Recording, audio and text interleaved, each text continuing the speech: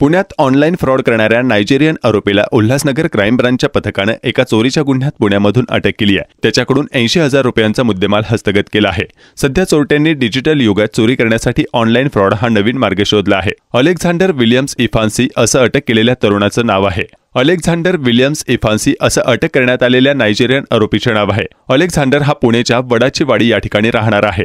30 October 2023 रोजी सकाळी 11:10 फिर्यादी सुरेश गौडा यांच्या मोबाईल क्रमांकावर 8097896087 या मोबाईल क्रमांकावरून फोन आला।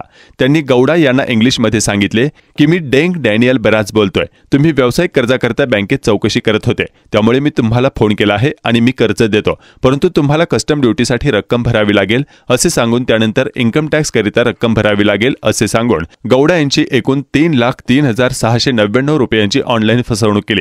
याबाबतची तक्रार बदलापूर पोलीस ठाण्यामध्ये दाखल करण्यात आली होती। या गुन्ह्यांचा समांतर तपास उल्हासनगर गुन्हे शाखेचे पोलीस हवालदार चंद्रकांत पाटील आणि सतीश सपकाळे यांनी तांत्रिक विश्लेषणाच्या आधारे आरोपी अलेक्झांडरची माहिती काढली। या माहितीच्या आधारे पोलीस उपनिरीक्षक श्याम रसाळ, सतीश सपकाळे, चंद्रकांत पाटील, योगेश वाघ यांनी पुणे येथील उंडरी वडाची वाडी या ठिकाणी लपून बसलेल्या अलेक्झांडर याला ताब्यात घेतला।